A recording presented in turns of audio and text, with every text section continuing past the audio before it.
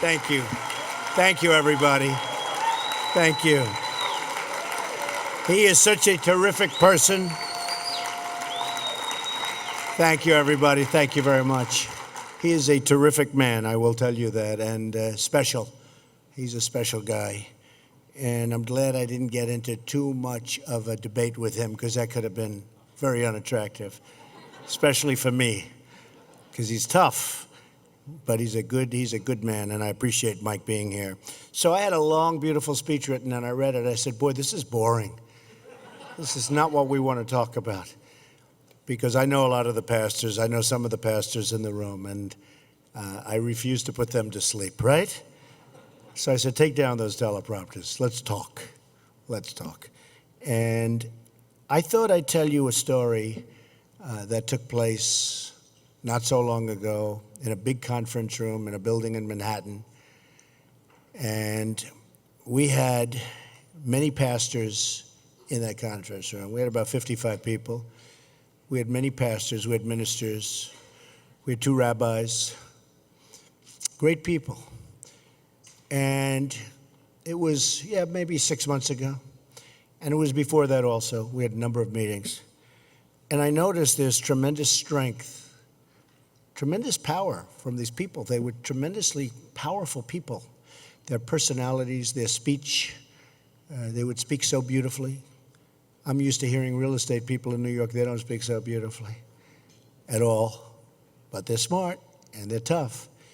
But such beautiful words, such great people in the room. And I could see, I'm pretty good at this. I know when people like me. I know when people don't like me. And that's okay. Either way, I'd prefer the liking, but sometimes it doesn't work out, no matter what you do. And I listened to all of the people. Would go around the room, and they're very religious people. They're believers. They believe so much in religious liberty, as I do, very much. Because without religious liberty, you don't have liberty. Okay, you don't have liberty. And some of these pastors and ministers, and in both cases the rabbis, they have tremendous followings and tremendous congregations. And we had one meeting where, probably the third one, because the biggest people. And I could see this love for Donald Trump. We want you to win, Mr. Trump. We want you to win. And so I said, well, pray for me. And they had no problem with it. They did that immediately. They formed a circle. We grabbed. Everything was beautiful. Pray for me. But then I said, I hope you can get out there and really support me and fight for me and endorse me and all of those political things. And I saw there was like a silence in the room, silence. And I said, what's this? What is going on? Why is there silence? Where was the enthusiasm? I mean, I could see they really like me. They know I get it.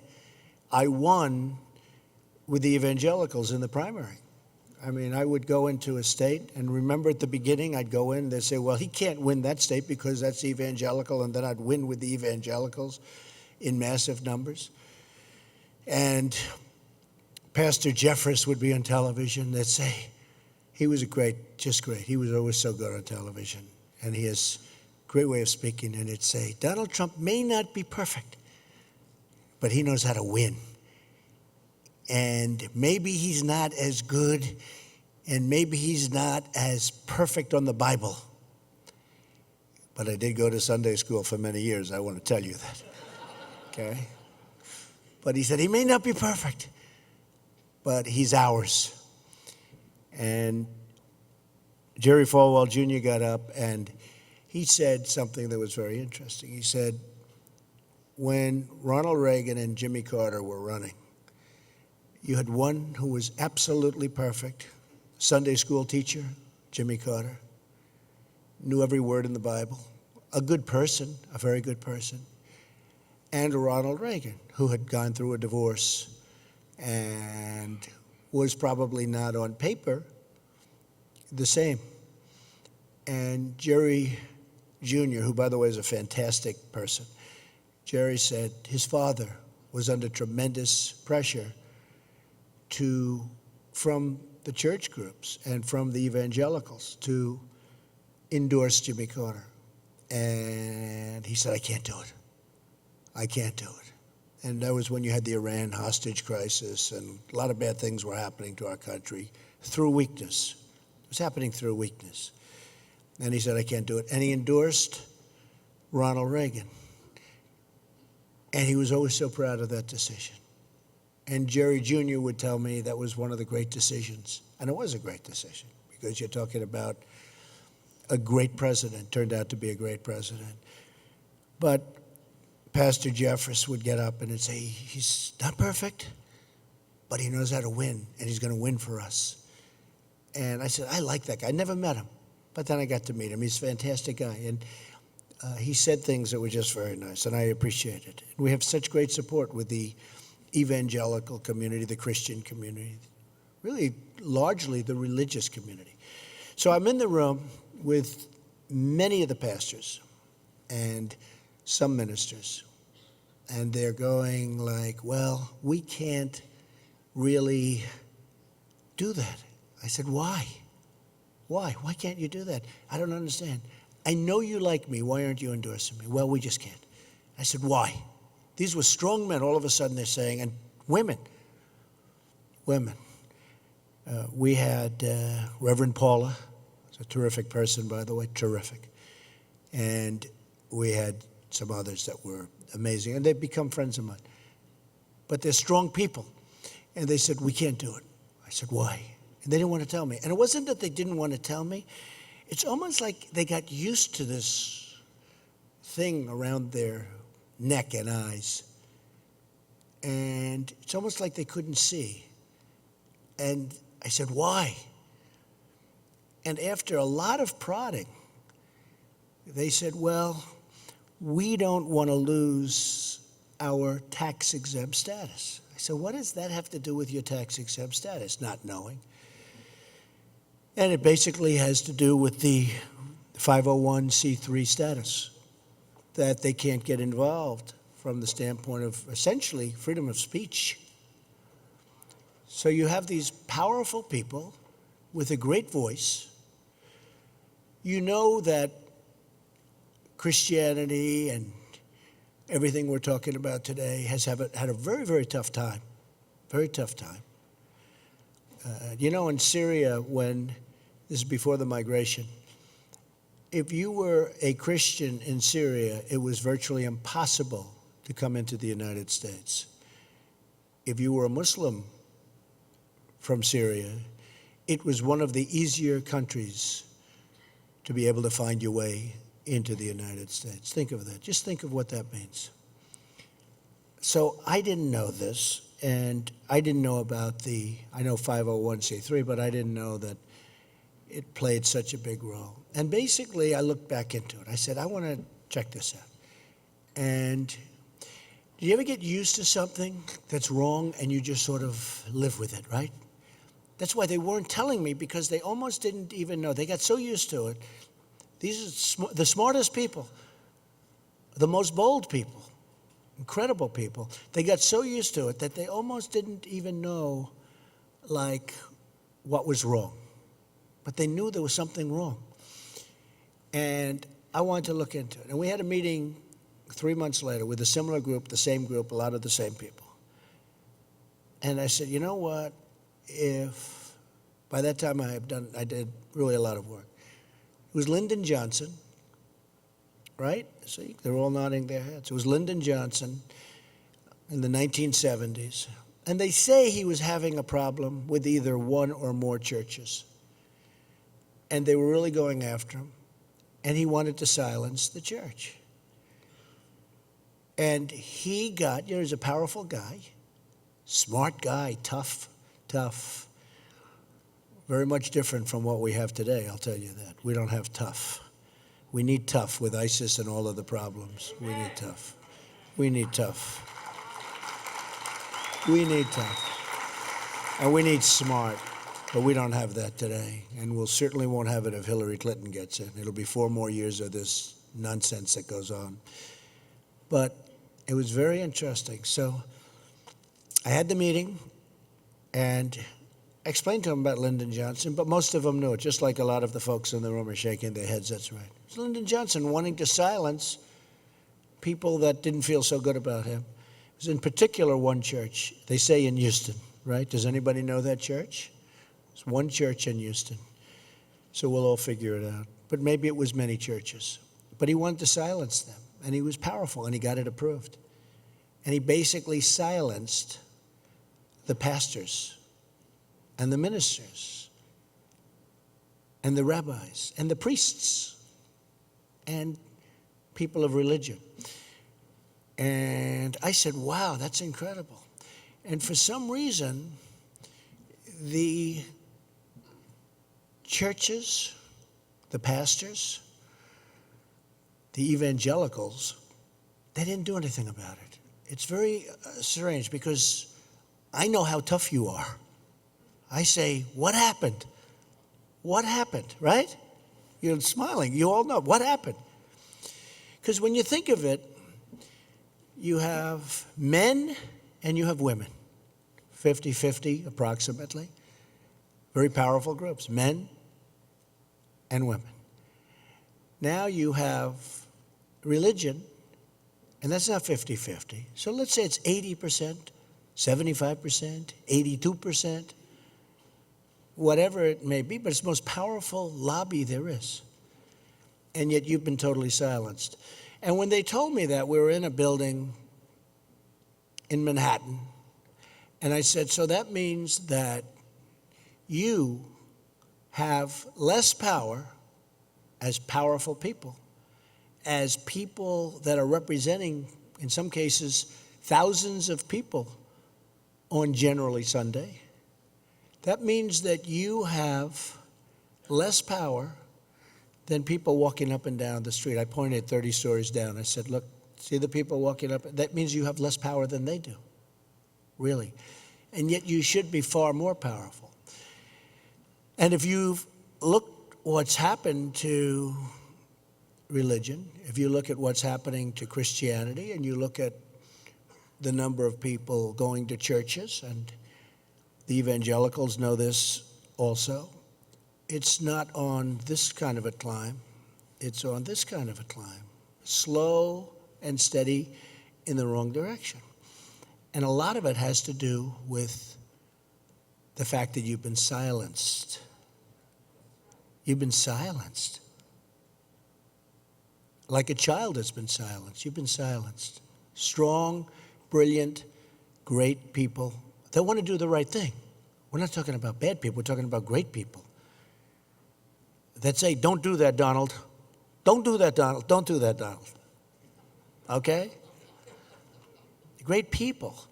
And I said, that I'm going to take this into my own hands because I'm good at this. This is where Pastor Jeffress is right. This is what I'm good at. And I started telling people about it because it really had an impact on me. Where people are silenced that are really our finest people. And their power has been taken away. Your power has been totally taken away. I mean, I don't want to insult anybody, but your power has been totally taken away. They were so afraid to even mention the word endorsement. As opposed to saying you like somebody, you should be able to support that person and go out and stand on the street corner and say Trump is the best, he's representing us the best, or whoever you want. And I really mean it, whoever you want.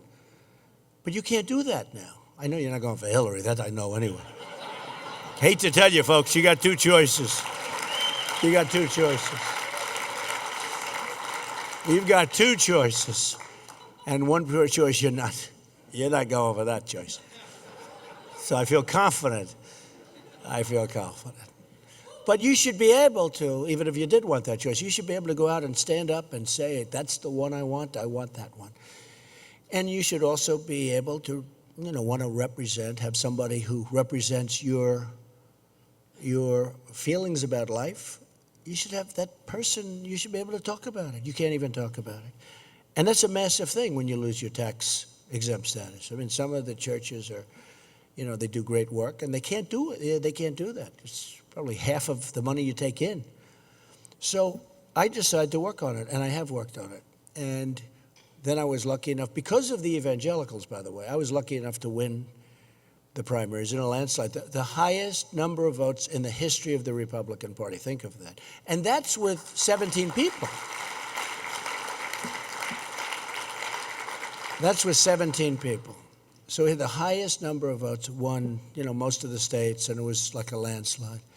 And a lot of that was because of the evangelicals. I'll never forget, we're doing well. We won New Hampshire. We won this one. We did great in Massachusetts. We went to South Carolina, and we went to North Carolina. They said, well, there he'll have problems because they have a tremendous number. I think it's 68% evangelical in South Carolina, and North Carolina a lot. And I said, but that's a good thing, isn't it? They said, no, because you have some people that are very good with it. I said, I don't know. I don't think so. I think it's a good thing. I turned out to be right because they voted for Trump. They wanted Trump, and which I appreciate. I'm Protestant, Presbyterian, I have to admit, okay? So anyway, and First Presbyterian Church of Jamaica, New York, and out in Queens, New York. So anyway, and I'm proud of it. But so I said, I'm going to take this into my own hands, and I'm going to figure a way that we can get you back your freedom of speech that was taken away.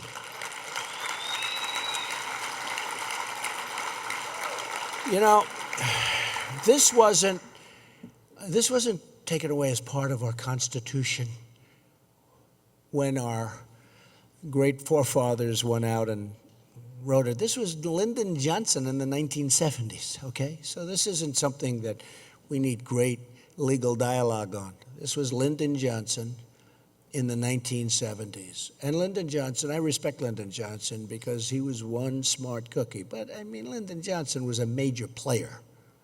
He was a very, very tough cookie, and he was able to silence his critics by doing that. So we're going to get your voice back. We're going to get it back. And when it looked like I was going to win, well, it looked for a while, but, we still had never Trump, all these people, never Trump. That's why I love Mike. Because Mike said, hey, he's doing a good job. And he's such an amazing guy. And we always got along. And somehow we always got along. And there were a few others, too. We have some pretty good relationships. But I said, we're going to do something. And when I got the nomination, and as we were getting it, we were working on the platform, I said to my people, see if you can add in the Johnson Amendment. Call it the Johnson Amendment. That we're going to get rid of the Johnson Amendment. Now,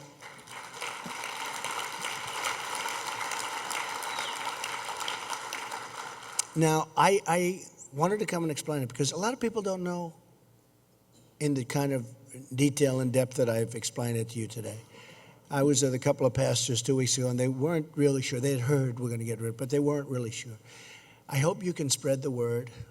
This will be so great for religion, but it will be so great for the evangelicals, for the pastors, for the ministers, for the priests, for America. No, they took away your voice. They took away the voice of great people. They took away the voice of people that want to see good things happen. It's not like they took away a bad voice, an evil voice. They took away a voice, and I mean took it away. Because when you were up, I think 2 people in this room were there actually, but if you were in that room with me, they were silent. They didn't want to get involved with good things. So we're going to put it together, and we actually put it in the platform. And I have to say the Republicans were great. They were great. And we'll get it approved, too. We'll get it out. We'll be able to terminate the Johnson Amendment. and you'll have great power to do good things. And religion will start going, instead of this way, Christianity. When you think of what's happening, you look at the numbers. I talk about Sunday school, people don't even know what I'm talking about anymore. It's true, they don't know what I'm talking about. When you look, instead of going this way, you're going to be going this way. You may be going this way, but you're going to be going, we're going to bring it back. Because it's a good thing. It's a good thing. They treated you like it was a bad thing, but it's a great thing, not a good thing. It's a great thing. So if I get elected president, one of the early things, one of the absolute first things I'm going to do is work on totally knocking out the Johnson Amendment. Now, it's not going to be that hard because even the Democrats, the power you have is so enormous. It's not like you represent 2% of the country and, it's going to be difficult. You're probably 75, 80%. And if you want to put your full weight, can you imagine if all of your people start calling up the local congressman and the local senator and they don't have a chance of winning that one. That one, and I don't need lobbyists like Hillary Clinton needs, who pay them a fortune, by the way. We don't need lobbyists. The lobbyists, they get paid a fortune, and they have total control over Hillary. Special interests, all of these people, they have total control over her. They paid, the hedge funders gave her $48 million. Me, I'm largely financing me. We're raising money for the Republican Party. But somebody gave me $16,000. I'm trying to figure out who it was. I want to give it back, right? 16. She got 48 million, I got 16. And a poll just came out, we're tied in Florida. And we're doing well, too. We're doing well in Ohio. We're doing well. We're going to do well. And the polls are really, Rasmussen just came out. I think I was 11 or 12 or 13 points down a few weeks ago. Now I'm 3 points down. So something's going on. Something's going on. Well, this happened in the primaries, too. Somebody got up the other day. It was Geraldo Rivera. So Geraldo's a good guy. And he was on one of the Fox shows. And they were talking about who's going to win. He says, the one thing I have to say, nobody's gotten rich by betting against Donald Trump. So who knows? I don't say that in a bad way, but I did beat 16 very talented politicians, et cetera, right? So I think we're going to win. I think we're going to do well. She's a very dishonest person. New emails have come out today. You heard about this whole deal. Now the FBI, it seems, is very upset because they made a recommendation to Justice, and Justice turned down the recommendations. What's going on now has never been seen. It's not to say that it hasn't gone on, but it's never been seen publicly, where somebody can go out and read charges that somebody is so guilty that other people's lives have been destroyed, including General Petraeus. You got 2 years, and you don't have to serve. What they did with him, and what he did was peanuts compared. She burned out 33,000 emails.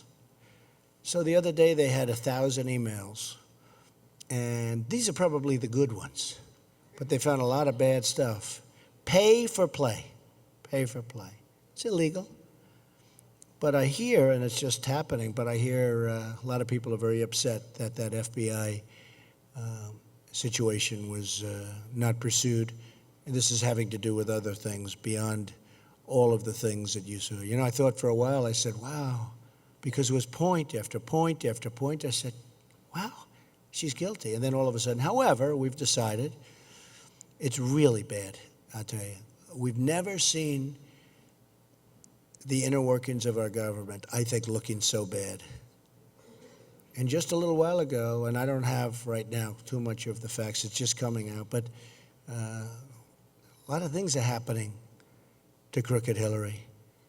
Because I think, personally, I think that her single greatest achievement, when you can burn out or delete, or however she did, 33,000. But of course, those were okay, but they were the wedding and yoga. I could see for yoga 2 or 3. I could see for the wedding 10. But 33,000 emails, yoga and the wedding, right? And I made the statement before that Barack Obama, and Hillary Clinton. These are the founders of ISIS. These are the founders of ISIS because of bad judgment. These are the founders. And some of them, well, that's not very nice. That's nice. If they said it about me, it'll be fine. If I say something about them, it's terrible. I said they get the most valuable player award. ISIS is going to present them with the most valuable player award, you know, like in high school. Most valuable player. No, these are bad people with bad judgment. And at the top, we have an incompetent leader. And that's why we have. I just read where ISIS, the JV, remember the JV? It's gone from 8 countries to 28 countries. And they were trying to clean up the books. You know, did you see what just came out that they were trying to make it look like it was much less powerful than it is? And there have been 143 attacks over the last short while, 143 attacks in 29 countries. And we're allowing them to come in through Syria. We're allowing them to come in by the thousands. And Hillary Clinton wants to raise it up 550%. And already they're coming. And we don't know. In all fairness, we want safe havens. We want to help them in Syria. We'll get the Gulf states to pay for it because they've got plenty of money and they're not doing anything. And if it weren't for us, they wouldn't be there very long, believe me. If it weren't for us, they wouldn't be there very long. They got nothing but money, and we're going to have them pay for it. But I have a big heart. I have as big a heart as almost anybody in this room. You have some pretty good people. I know one person in particular. I don't know. I think he's actually a better person than I am, but that's okay. But he knows I can do this stuff better, meaning open it up for you folks. So we're going to hopefully win. And the way we're going to win is you have to get your congregations and you have to get parishioners, you have to get all of your people to go out and vote. You got to get them to sign those cards early. In many cases, you can vote before November 8th. This way, there's no excuses. I joke a lot. I say, if you're sick, if you just got the worst prognosis that a doctor can give you, if you're lying in bed and you just know you're not going to make it, you have to get up on November 8th and you have to vote. Right? Like you do. But, and honestly, you didn't vote for Romney. Had you voted for Romney, it would have been much closer. You didn't vote for Romney. The evangelicals, religion didn't get out and vote. And I don't know why, whatever the reason, I'm not sure why, a lot of different reasons for it, but people did not get out and vote. But you have really now a one-time shot. That's it. It's a one-time shot to get out and vote. You have to get the people in your churches, you have to get them to go out and vote. You have to, whether you have bus drives or do whatever you have to do. For instance, we have a close race in Virginia. If we get the evangelicals, we get the different people that are represented by you. If we get those people to vote, we're going to win in Virginia. We're going to win in Virginia. If they don't vote, not going to happen. It's never going to happen again. You're never going to have a chance again. 501c3, termination for yourselves. Open speech. You can talk freely about who you like. Think of that. You can have your people dialogue within the churches and temples and whatever it may be. You can have actually dialogue. Talk about who you want. It's never going to happen again, folks. How it happened in the first place is amazing. It told me what a great politician Lyndon Johnson is, to be honest with you. How he got that through is incredible. He was a strong, tough guy. But you're never going to have this chance again. You're going to have one chance. And the reason I wanted to do this instead of a ho-hum speech where I say, talk about my childhood, talk about whatever, have you people yawning in the middle. Did you notice I took the teleprompters down, right? I had teleprompters. No, I had a speech. written by a professional, and I said, I'm not reading this. And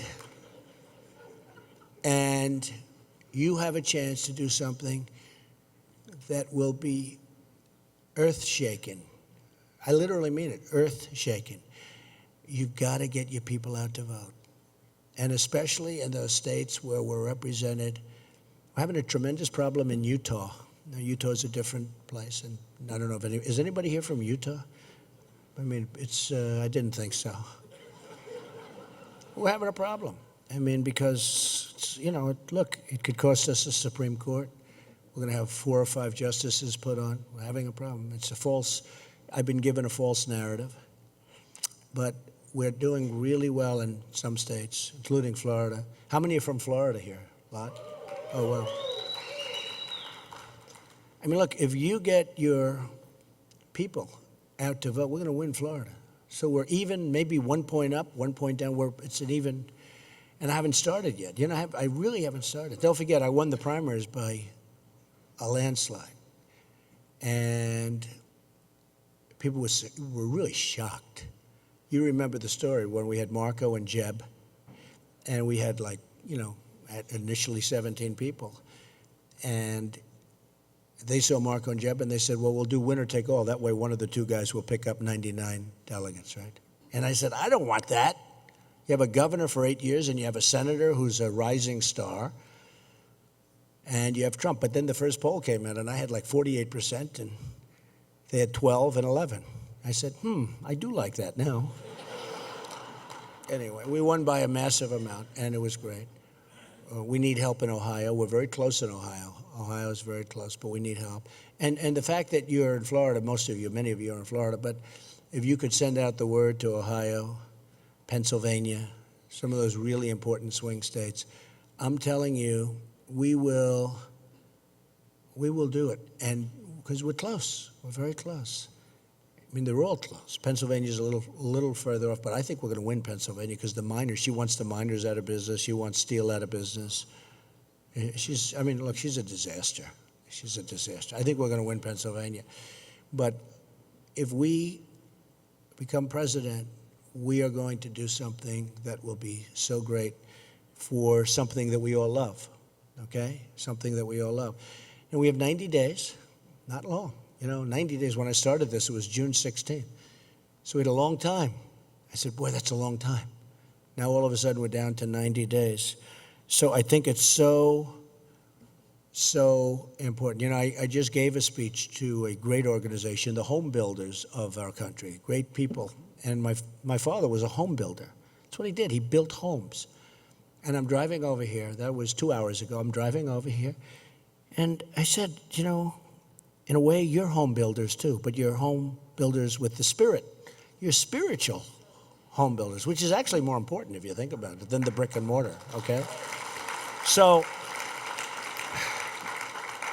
I just want to tell you that I wanted to discuss this because usually it's one line, we're going to get rid of the Johnson Amendment, and nobody even knows what I'm talking about. I've explained it in more detail than I ever have. If you could spread the word to everybody that you know, to all of the other pastors all over.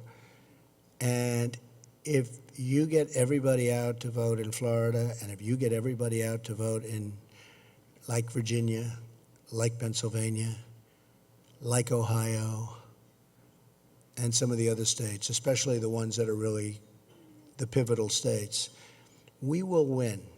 And you will see things happen for the evangelicals. You will see things happen that you wouldn't believe. And really most importantly, for religion, you're going to see things happen. For religion. All religions. So important. So I hope you can spread the word. On November 8th, I hope you can get everybody out. And before then, they have early ballots, especially in Florida.